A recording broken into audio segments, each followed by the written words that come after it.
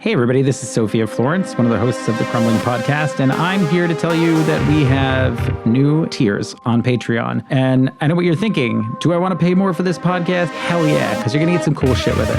Our early supporter tier is now one of the new ones. Obviously, we have the old Help Us Grow one, which is just $3 a month. That gives you access to our episodes early and gives you access to our special episodes called Crumbs. The early supporter tier, which is $6 a month, gives you early access to the episodes like the other one, gives you some exclusive behind-the-scenes content. So there could be clips, bloopers, more other things that we'll be adding to the Patreon. A physical sticker pack, which is fun and themed designs produced by our illustrator, Chris Terendi. Patreon-only updates and polls that'll help shape our future content.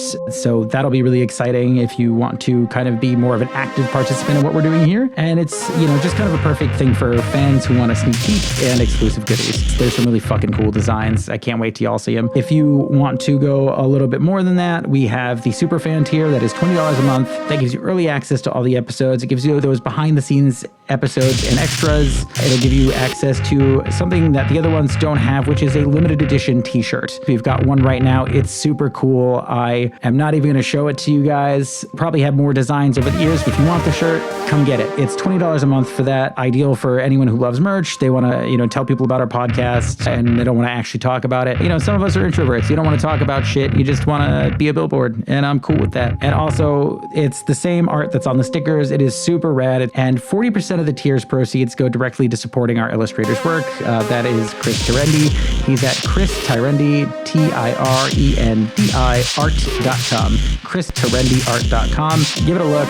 I hope that some of you will join, and I hope that you will take part in some polls and tell us what you want. We want to make the content that you want within the confines of the stuff that we like to do. Please go to our Patreon, patreon.com/The Crumbling Podcast, and join today.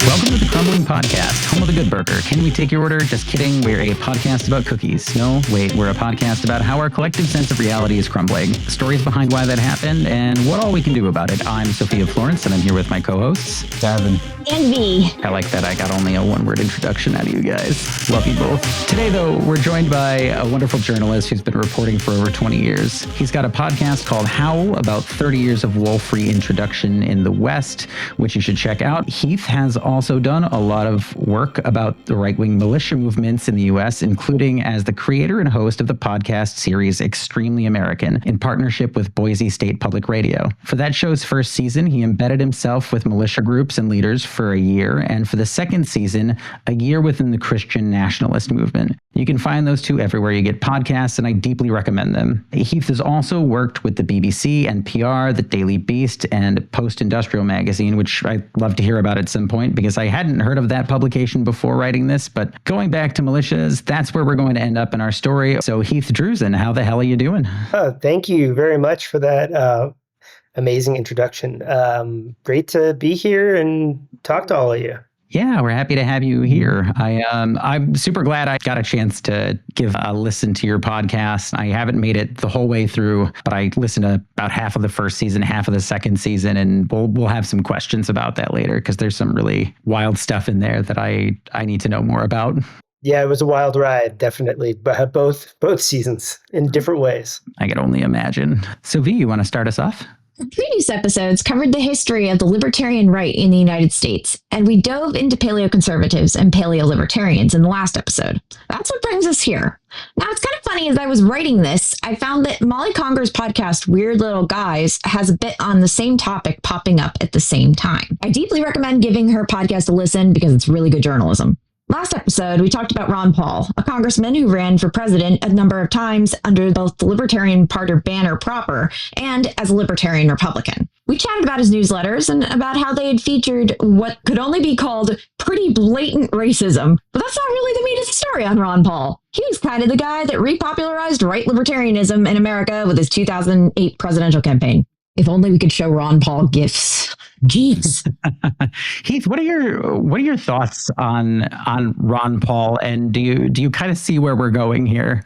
I do. And it's interesting that you're bringing up his 2008 campaign, because I was a young reporter at the Idaho Statesman back then. And I actually covered the Republican convention, the state Republican convention that year. And I actually saw in real time politics changing at that moment. And I remember being very aware of it. I was like, think this is different, because the Ron Paul folks were trying to kind of take over the convention and really started to tip the party much farther right. Eventually in a way that Ron Paul probably wouldn't like either, but I absolutely know what you're talking about, and I've seen it. I've been there in person, seeing it happen. So yeah, I think that's an astute observation for sure. So to give some background to our audience here, we have to talk a little bit about Ron Paul's 2008 campaign. Leading up to the year, we have a housing bubble bursting in 2006. I wonder what it feels like to go through that. What I mean by this is you have an overinflation of the value of housing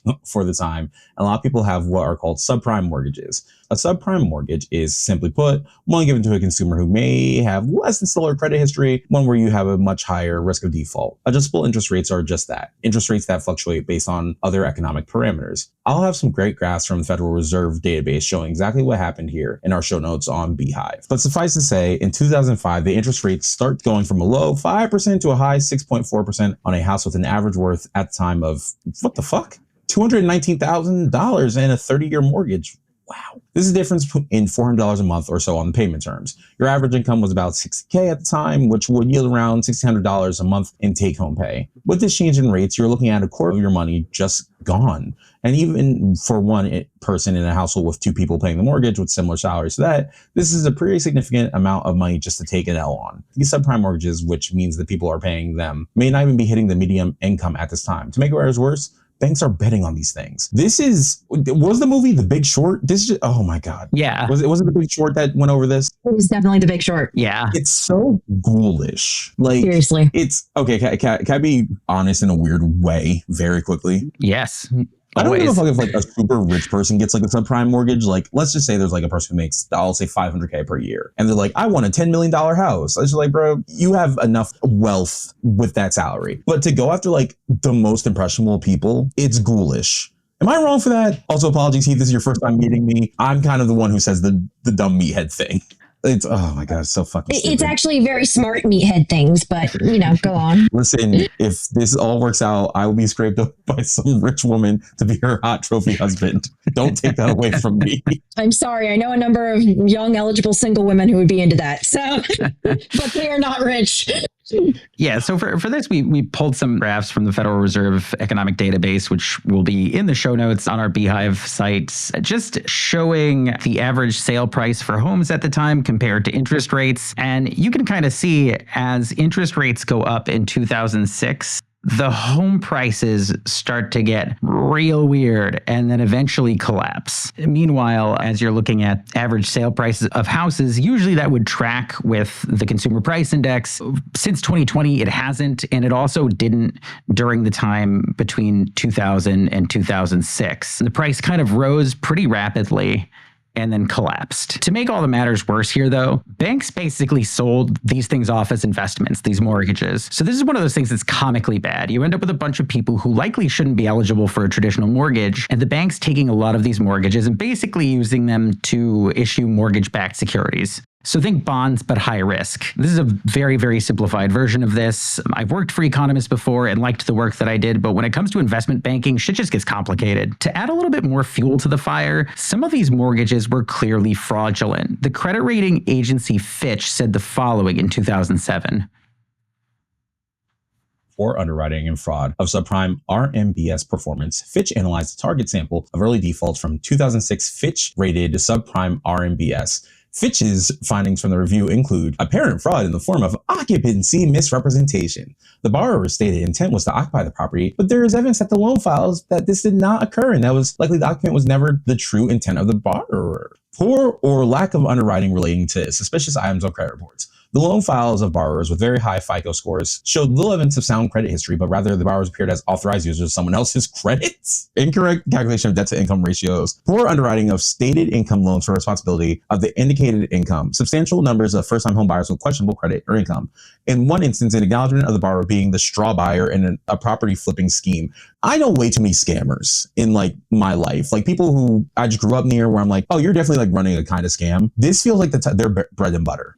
Like this is the people who were like going to Chase Bank, taking out a small business loan of $20K and then like canceling their accounts and thinking that like the money was going to work. Jesus. So Heath, I wanted to ask, in your work talking to folks in militias, were there a lot of people that were radicalized by 2008? I mean, that certainly was in the mix. Yeah. I mean, any kind of financial collapse like that, those are definitely markers that a lot of folks who get radicalized will look back at and basically be like, hey, like, you know, this is the government basically screwing the little guy, or this is like basically, you know, big corporations screwing the little guy. They're not always wrong.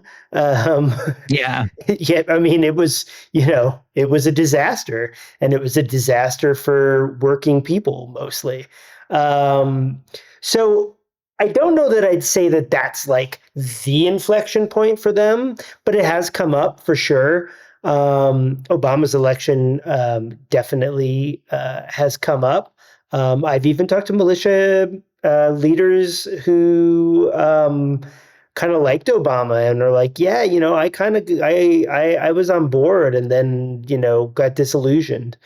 But yeah, no, people are complicated.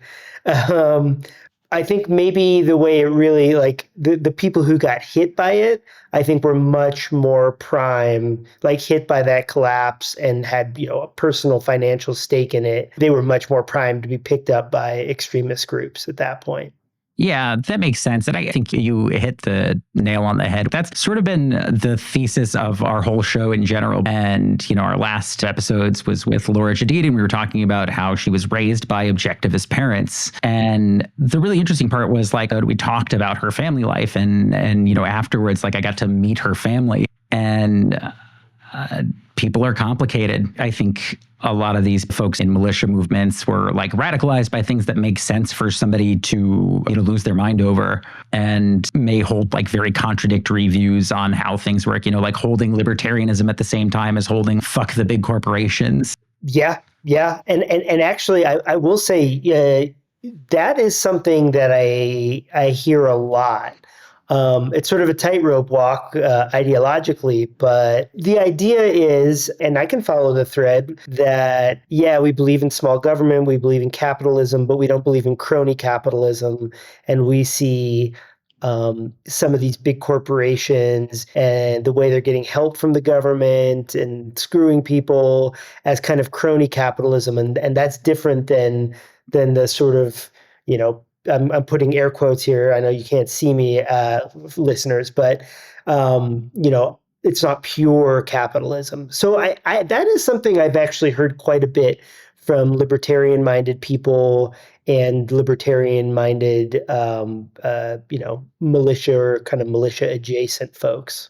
Yeah, that's definitely a very common thread is that they're like, well, true capitalism doesn't exist. And it's always kind of funny being, you know, somebody on the left myself being like, well, I don't know if like what, you know, we would consider like communism by Marx's definition exists. And so, you know, I think both sides there end up being like, well, the pure version of the thing that we want doesn't exist. And I don't know that either of us are wrong on that.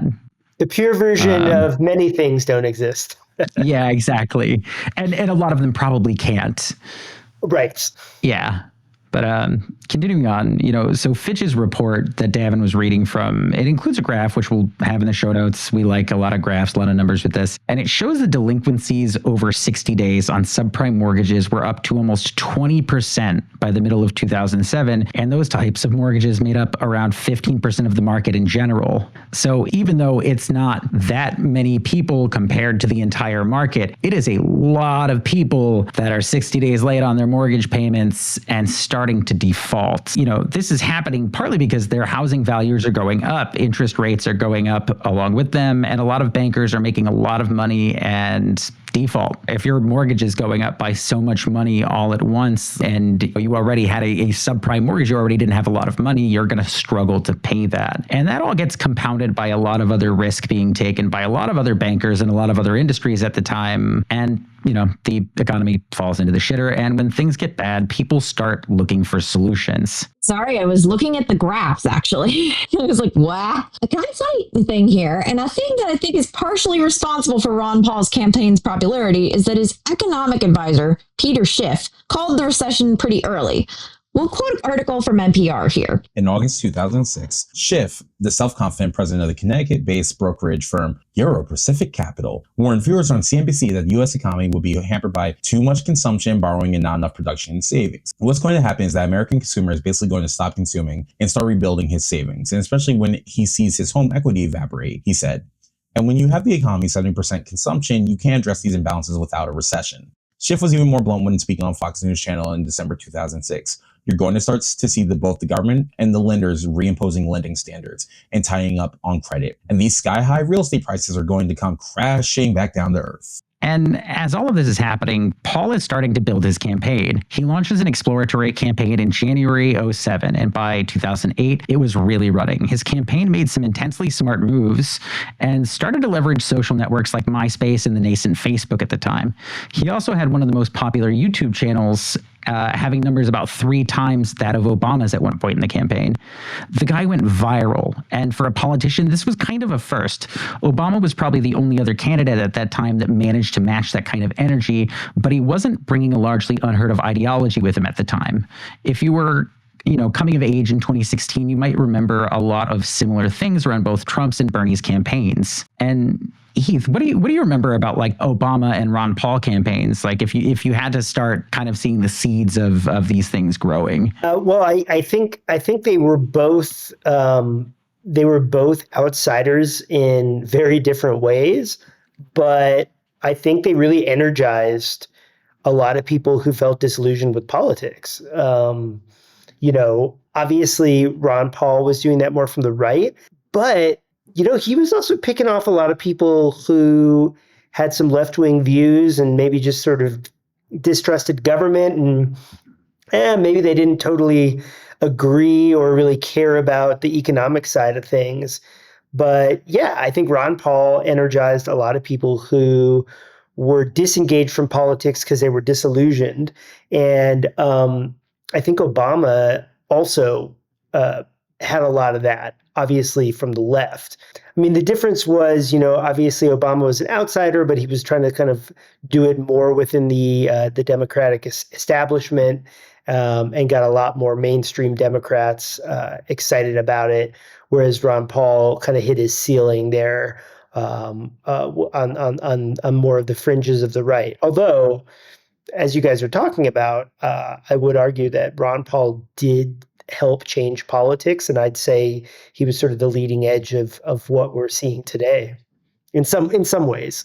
Yeah, that is sort of what we're getting at here, that this opened a door. And it wasn't that I would say that Ron Paul would be 100% satisfied with like the Trumpist Republicans, but that door opened somewhere. And this was kind of that place. Yeah, I think one thing Ron Paul did that Trump really blew up was, I think he started touching some third rails, and I think started kind of getting an opening for people to start questioning some orthodoxies, certainly at least in the Republican Party, if not politics in general. Yeah, at the time I was 21 and I actually was working for Working Families Party at the time. I was canvassing for Chris Murphy and some others, but I also like kind of bought the whole Ron Paul thing. I was like, okay, like here's a guy campaigning on issues that matter to me, and I didn't have the level of education. I didn't start undergrad until I was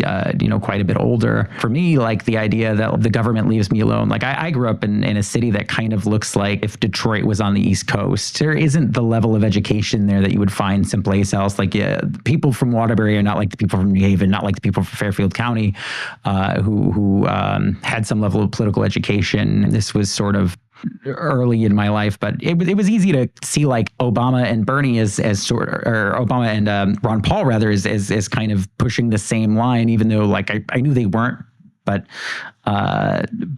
you know, having come up in you know, the Iraq war context, like much easier to fall for that at the time.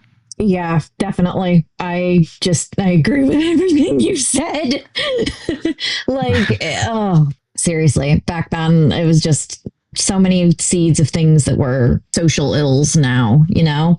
Yeah. So much like in Bernie's case, where he ended up losing the primary and a lot of people who really loved him started to seek out more socialist politics, the same happened with Ron Paul and libertarians. He brought a lot of people into the fold.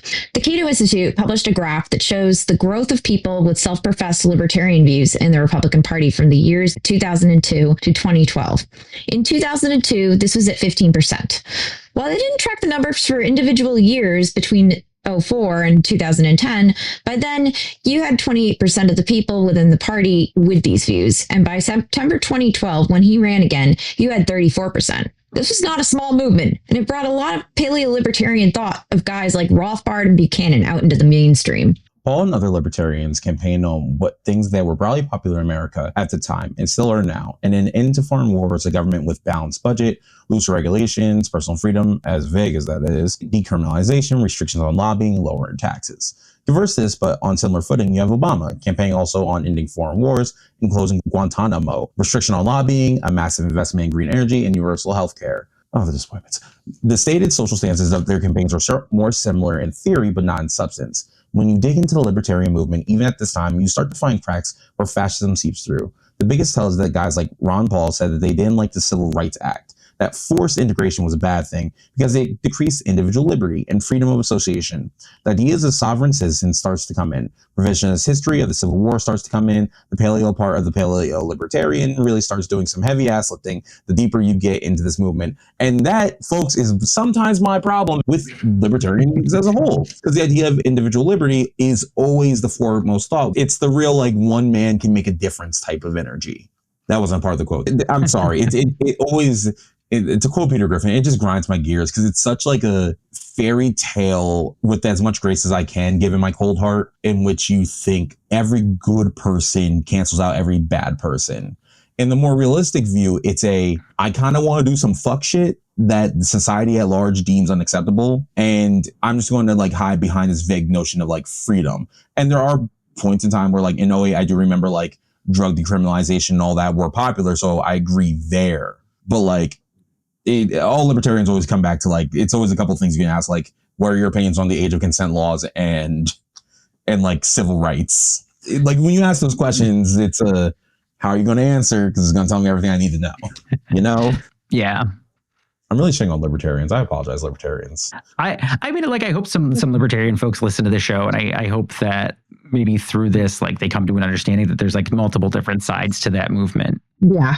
So as New England Obama Republicans, please join us. I don't know what else to call them.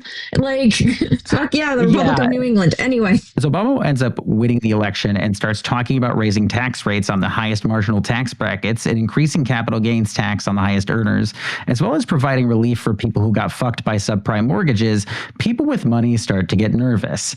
An investor named Rick Santelli went on TV and called for a Chicago Tea Party, largely in reaction to the part about providing relief for the aforementioned people who got fucked by subprime mortgages. We'll quote from Santelli here. I remember that, and like literally just, oh, the government is promoting bad behavior because we certainly don't want to put stimulus forth and give people a whopping 8 or 10% in their check and think that they ought to save it. And in terms of modifications, I'll tell you what, I have an idea. You know, the new administration's big on computers and technology. How about this president and the new administration? Why don't you put up a new website to have people vote on the internet as a referendum to see if we really want to subsidize the losers' mortgages? Or would we like to at least buy cars and buy houses in foreclosure and give them to people that might have a chance to actually prosper down the road and reward people who can carry the water instead of drink the water? Oh, fuck you, Rick Santelli. Fuck you. This is such a ghoul. Why are they all ghouls? Oh my God, they're all ghouls. They really are. Well, the interesting thing is like, and this is sort of like getting to what we were talking about before is that like there are a lot of people who felt absolutely fucked by the subprime mortgages, who also felt fucked by the bailout, and it's a little contradictory. But I'm curious, like on Heath's end, like, did you find that there was a lot of people with this thought also? Sure. Yeah. I mean, look, I've talked to a lot of people who, basically think that we shouldn't have safety nets, that you make your own safety net, and that when things like this happen, it's buyer beware. Yeah, I mean, I've heard a lot of that. I've heard that to the extreme where, even an emergency medical crisis like cancer, well, you should have saved up for it. Yeah, I mean, I definitely hear that a lot. But I also hear, but you also get people who are on that side who will kind of say, well, but actually, government programs and all of this messes up this, pure capitalism, and therefore the government's kind of at fault for what happened as well. So you kind of get both. The frustrating thing about that line of thought, not you repeating it, Heath. Yes, not my thought. I'm just yeah, to be sorry, clear, no, yeah. I am sharing others' thoughts. Yeah. The quote that you're spitting to us, it comes from the place of, because it hasn't been perfect, we know it will work. Like, they're not giving any factual reason for why a true capitalistic system would work perfectly. Like, am I making sense in that call out of this logic? Yeah, no, I mean, that makes sense. Funny enough, when I was younger, I worked for a libertarian economist, and like the guy's whole thought was that people will make generally rational decisions, rational enough, and that prices will come to equilibrium at some point. People can't market something that they will eventually lower the price. And the problem with that is it doesn't necessarily recognize the need. The iPhone would not have become a juggernaut based off blue text message bubbles. Yeah. And you have, stuff like insulin, where like there's no reason that it costs as much as it does. It just does cost that much because people like to raise prices on things. And Santelli's rant kind of exploded into a movement. At once, the libertarians and cultural conservatives started to find a lot more common cause, and they even created a Tea Party caucus within the ranks of the Republican Party officials. We'd love to stay on that Tea Party caucus. For now, the caucus is defunct at this point, and most of the members have moved to the Freedom Caucus, the Trumpists part of the party. The core issue for these Tea Party types was always stated to be taxes, but because of the intersection with libertarians, you started to get a lot of the conspiracy theory-laden culture of these libertarians entwined with all of this. The accusations that Obama was an American, the talk of him taking everyone's guns away, the rumors of secret communist Muslims taking over the country during a time when Islam was kind of the U.S.'s biggest boogeyman, and, especially because of 9/11, the war on terror, all of that stuff kind of coalesced into a rampant kind of fear. And with those kind of policies, you have a lot of people buying a lot of guns. ATF data, as well as a number of other studies, show that gun purchases almost doubled from 2007 to 2008, going from around 560,000 to 980,000. And there was a proportional relationship time. Obama never expanded federal gun laws and never campaigned on them either. It was a rumor, but when you've got a lot of people with guns, you got a lot of people that want to learn to use them, and when you got a lot of them afraid of the government, they start to band together. Okay, I'll be honest. I do think all that gun buying is a combination of racism combined with the economic downturn of the time and the instability, which is so fucking insane. Because I think there was a similar pattern shown when Trump got elected. Also, the pandemic. When the pandemic happened, like literally everybody just fucking bought guns. So many guns. So I was in a peace and conflict class 2021. I did not finish this peace and conflict class, and I am actually going to go back and do it again because I literally got too depressed because I was reading about genocide all the time. A lot of the stuff was like small arms data and the amount of how many countries, when they tended to start to break out into civil war, would in fact start accruing masses of arms, people per gun owners, and gun trafficking. It was really interesting data. I'll have to find that and bring that to you guys. I'm curious about everybody's thoughts on the Obama things. Basically, Obama didn't actually campaign on anything around guns and didn't pass any gun legislation. Any of that was local at the time. Like for Heath especially, like, did you find that a lot of people believed that Obama had intended decided to take away guns, or was it the time you spent with them? I know was quite a bit later than this, so I don't know if it would have been relevant. I actually spent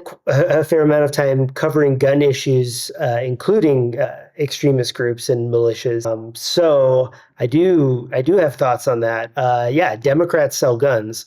Actually, if you look at Trump's election, I'm pretty sure you saw a bit of a nosedive in gun sales. So Democrats winning elections sells guns in recent history because people do think that they're going to take their guns away. Much to the chagrin of the Democratic base, as you pointed out, that hasn't happened. And when I say it hasn't happened, I mean, there hasn't really been significant gun control legislation in decades. So the reality isn't there, right? Like it hasn't happened, but yeah, people do panic. Gun enthusiasts panic and they buy guns when Democrats get elected, or it looks like they're going to get elected. There absolutely is a correlation. I have reported on that. People I've talked to absolutely think that Democrats want to take their guns. And to be fair, a lot of Democrats do want to ban AR-15s, certain weapons like that. I mean, that is certainly a popular notion on the left. It hasn't happened. Certainly at this point, doesn't seem very likely in the near term. But that's one thing that a lot of these folks point to. Yeah, even in Connecticut, where, we have a law on the books that people say bans AR-15s, it actually only bans them like manufactured past a certain year. And so you could actually still pick up, in a lot of cases, an AR-15. This is something that I learned while I was getting my pistol permit. And it's one of those things that's bizarre to learn, because it's like, well, that's the world's largest loophole in that law. And, we capped magazine sizes at 10 rounds. This was after Sandy Hook, which was literally and figuratively close to home for me. For one, I worked at one of the ambulance corps that took that call. I luckily was not working that day, but a lot of my coworkers, a lot of friends of mine took that call. I had a couple friends lose family members that day. And it's one of those things that obviously felt like we should have done something about. But I bounce back and forth on guns a lot of times, just in terms of like the practicality. Like the vast majority of the people that have the guns in this country are folks that are involved in something closer to right-wing extremism, especially people that have a lot of guns. And the folks that don't are usually the people that would like to take guns away from everyone. But also, I don't know if we would totally explode the country into violence by trying to take guns away. I don't know. I think about it too much. And sometimes I'm like, I should just have a pistol. And sometimes I'm like, no one should ever have a pistol. I hold both of those thoughts simultaneously. So, people are complicated. I also have this feeling. Yeah, a lot. I'm like, I'm tempted to ask you, hey, can we go shooting and go see if there's a pistol permit that could be retrieved for myself, go to Stop the Bleed courses, whatever, do different things. But yeah, it's weird. It's a weird, because you feel like you also want to be prepared yourself in case something nebulous ever happens. Can't help it. So I don't know. That's just me. I don't know. Yeah, this is where we finally get to the militias. An SPLC report from 2012 tracking the numbers of militia groups over the years shows the number of these holding steadily from about 2002 to 2008, around 40 to 55 groups in the U.S. From 42 in 2008 all the way to 127 militia groups in 2009. The number tripled in a year. By the following year, you had 330, almost tripling again. This movement was not slowing down. While the SPLC and other researchers group them with other far-right groups that they lump into what they call the Patriot movement, like these kind of largely nationalist, far-right, conspiratorial groups, I kind of find that definition a little too vague to be useful for myself, so decided to focus on militias here. What they defined as Patriot groups rose by about the same proportions. In fact, was much larger. The far-right was exploding in this way that it hadn't since the 90s, around the time of the Waco siege, and even far surpassed it. These were not unpopular movements. Within the militia movement, two of them emerge as quite popular. The 3%ers, not to be confused with the 5%ers for all my gods out there, and the Oath Keepers. The 3%ers, sometimes called Threepers for short, were formed by a guy named Mike Vanderburg in 2008, largely in reaction to the election of Obama. Vanderburg was a part of the other militia groups prior to that point, especially in the 90s, but this was his special movement. Mike had a blog called 60 Street Irregulars, of which this first post talks about, It's difficult to find the kind of exact starting point in the movement, and I've spent hours trying to do so to no avail. I'll defer to Heath as the expert here. I'm assuming you live in Idaho. This is so much your territory. Do I know what the starting point of the 3%ers is? Is that the question? Yeah, I'm curious. As somebody who's also studied militia groups, I really don't know either at all. I mean, you basically described it. Yeah, I mean, the genesis of it was this sort of founding member. But the thing with the 3%ers and what's allowed them, I think, to grow and really just proliferate is that it's more of an idea than an organization. It's not an organization at all. In fact, basically it's a name and an idea. And so people will form a militia, call it the 3%ers, and there's no central hierarchy. There's no leader, unlike the Oath Keepers, which we're going to talk about too. The 3%ers are, well, in a way, sort of the anti-government dream. There's no leader. Everybody does their own thing, and sometimes they fight, sometimes they hate each other. There can be, there can be rival factions within a state. So, yes, the 3%ers started with that idea, but they went on to just sort of, you can franchise it. You don't have to get anyone's permission to franchise that name. You just can get a bunch of guys together, guys and guns, and call it a 3%. Oh, that's kind of like the Adam Waffen-ish structure, but also at the same time not really. I don't know. It's weird. It's so weird. That's a very strange structure. I think you're talking more like sleeper cells there. These guys are pretty out in the maybe open. I'm not. Yeah, I don't know. I know these guys are kind of out there in the open because I've met one actually, related to a friend of the family. Anyway, interesting. There's tons of 3%ers out there. They are much more public. I've seen people with, their symbol, which is, just Roman numeral 3. And I can't remember if it's stars wrapped around it or a laurel, but I think it's stars.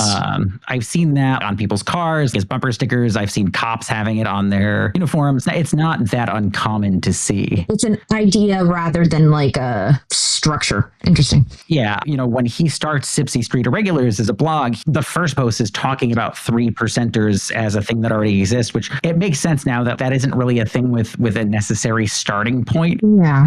The Oath Keepers, on the other hand, they counted Vanderbilt as a member, but they were founded a bit later in early 2009 in Lexington, Mass, at the site of the first major military actions of the Revolutionary War. They had a similar ideology, but they largely came from the perspectives of current and former armed forces members and first responders. Their name comes from an oath to uphold the Constitution upon joining the military, and they are intending to infer from that they would not disarm other people. A lot of this is around Second Amendment kind of thing. There's a bit of an asterisk on former military members, as their founder, Stuart Rhodes, was only in the military through basic training and part of airborne school, lasting a whole 7 months after he was injured in a jump. And I'm not in a position to judge anyone for getting injured in a dangerous job, so let me be clear that I'm not doing that, but I find the focus on military service to be not super compelling coming from him in light of that short amount of time served. Rhodes went on to work for Ron Paul after undergrad and then went to Yale Law School in his early 30s, where he was radicalized in his politics by the aftermath of 9/11. But in a way that's actually kind of weirdly sympathetic because, same in just a slightly different way. An article about him was published in the New York Times called From Yale to the Oath Keepers, Stuart Rhodes' Unlikely Journey, in the wake of his trial for seditious conspiracy for participation in the January 6th insurrection. We'll read from that article now. At Yale, Mr. Rhodes did not yet have his characteristic goatee and eye patch. He was a clean-shaven with a prosthetic eye, the result of self-inflicted gun accident. He had unconventional opinions and seemed unusually focused on guns rights, former classmates said. Still, some remembered him as a well-intentioned peer who worked to find common ground despite being in the political minority. The terrorist attacks on September 11, 2001, during his second week of law school, had a profound impact on him. On the witness stand, Mr. Rhodes recalled being in a torts lecture where news of the attack spread. A lot of my fellow students collapsed and were just in heart-rending grief. And of course, after that grief came the anger. In classmates' memories and in Mr. Rhodes' own telling, the attacks were a galvanizing moment that sharpened his political ideology.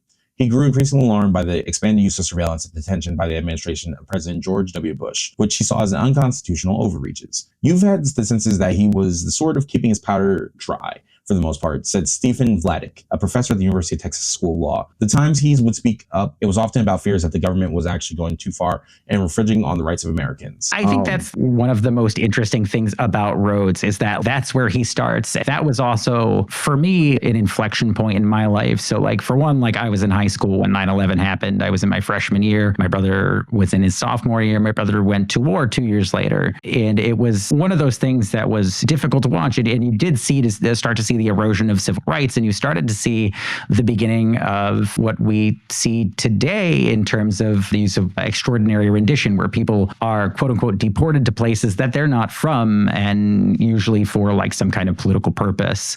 It's interesting, this growth, because, on my end, I geared towards the left, and on his end, he geared towards the right. But we had the same reaction at the time. I find that fascinating. And I just want to mention here really quickly that Steve Vladeck, the quote that was mentioned in that article, he was a founder of Lawfare publication and now writes for Just Security, both which center on law and public policy news. It's some dry, nerdy stuff, but we've actually used them as a source before. And I've enjoyed Steve's live tweeting of court cases a good number of times. And I really enjoy his work. So I feel like that was worth the shout out.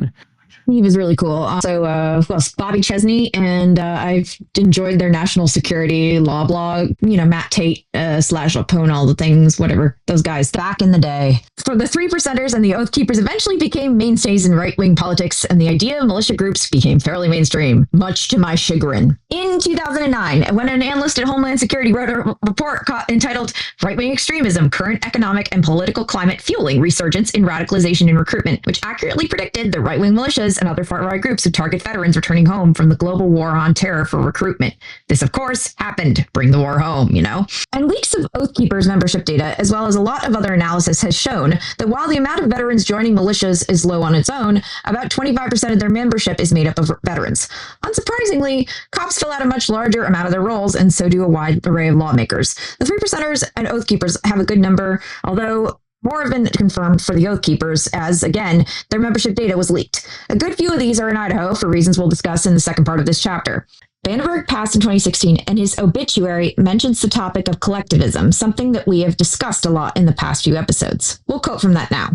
An adamant enemy of collectivism of all kinds, he was denounced by Bill Clinton on CNN, the Southern Poverty Law Center, the Anti-Defamation League and of B'nai B'rith, Rachel Maddow of NBC, as well as the Ku Klux Klan, the Aryan Nations, and various racist and anti-Semitic groups. So Heath, was individualist versus collectivist thing you heard a lot about? I don't know if that's like kind of the nerdy libertarian thing, or if that's something that like a lot of folks that are in militias are sort of focused on an idea of. Look, if you talk to people in militias, you will get some extremely exhaustive, detailed explanations of obscure amendments of the Constitution and how they're actually the most important thing ever. Like, yeah, individualism versus collectivism, that's a big thing. But basically, if you go interview a militia leader, you should be ready for an hours-long conversation that can veer into some extremely minutia that they see as incredibly important to how we've completely misinterpreted the Constitution in this modern age. So, yes, individualism versus collectivism, I would say that comes up, but it gets much more in the weeds than that. I also want to point out, you mentioned a Homeland Security official who wrote that report in 2009, correctly warning of far right. Yeah, that's Daryl Johnson. I spoke at length with him in season 1. One thing I think it's important to point out is that he was fired from the Obama administration after that report because of blowback. And boy, that did not age well, because No, in hindsight, really nailed it. Oh my God, like the man is a clairvoyant. Smart guy. I've never seen someone more deserving of the Cassandra title. Vindicated. Well, him and Sarah Kendzior, I think. maybe. So even though Vanderbilt passed, the 3%ers live on, and the Oath Keepers with them. During the January 6th insurrection, members of both organizations were coordinating with each other, with Stuart Rhodes directly giving instructions for how to stop the lawful transfer of power from Trump to Biden. Rhodes built a public campaign which called on Trump to invoke the Insurrection Act and use the military to stop this from happening, and also asked that the Oath Keepers be deputized during this time. Reading from written testimony from John Lewis, a research fellow at the George Washington University program on extremism here. On November 5th, 2020, Rhodes allegedly sent a message on the encrypted messaging application Signal to an invite-only Oath Keepers group chat entitled Leadership Intel Sharing Secured, Leadership Intel Chat, in which he urged his followers to refuse to accept the election result. In these messages, Rhodes continued to articulate to his fellow Oath Keepers that violence was necessary, allegedly stating, quote, "We aren't getting through this without a civil war. Too late for that. Prepare your mind, body, and spirit." On November 7th, 2020, Rhodes allegedly posted in the Leadership Intel chat, "We must now do what the people of Serbia did when Milosevic stole their election. Refuse to accept it and march en masse to the nation's capital." And I'd like to say this ended poorly for Rhodes, who was convicted of seditious conspiracy, but his sentence and those of his co-conspirators were commuted by Trump earlier this year. It briefly ended terribly, and then it ended up fine. Yeah, I guess going to jail for a couple of years still sucks, but one member, Roberto Minuta, expressed some remorse, but the rest, no regrets. Trump hasn't invoked the Insurrection Act yet, but he has been openly considering it to quell protests against him using military force against civilians, the thing that Rhodes originally wanted to stop from happening when he was at Yale Law School. I don't know if this is irony or just unfortunate. I'd ask God or Alanis Morissette, but I'm convinced I wouldn't really get a straight answer. But anyway, we'll be talking with Heath a lot more in this next episode, which will be an interview on his work and his analysis of the events, and we'll give a lot more context to this. We'll likely revisit militia groups as another full series, but we wanted to connect the dots between libertarian ideology and some current events like J6 here. It's a long story with a lot of moving parts, and we may never do it justice, but we hope that you can see here how epistemic warfare caused some parts of our physical reality to crumble. And we hope that you listen to Heath's podcast and check out the content on this, because you will also start to fill in more of the picture with that. Heath, anything that you'd like to plug here? Well, you can find Extremely American everywhere you get podcasts, and it's free. And my new podcast on wolves is called Howl, and it's also everywhere and also free. Binge to your heart's delight. Don't cost nothing. Awesome. I'm delighted. I want to say, Heath, I loved Extremely American. I recommended it to everyone that I knew when I would listen to it. So yeah, I made my mother listen to it. So that's it's a mark of high regard. Yeah. Thank you so much. That's very kind. Yeah, you're awesome. So, and you put all this together, and it really connects so many dots. Like this and Straight White American Jesus. That's another one. So my guru for the Christian nationalism stuff. Yeah. All right. And so anyone who's listening, thank you so much for listening. Please, if you didn't get the titles of the podcast from Heath and you need it, they'll be in the show description, and you can just click a link right there. If you've got this open in Spotify, Amazon, whatever other apps you're listening to podcasts on, just click the links. You'll get to listen to the show. Thank you guys so much for listening, and we'll be back next week.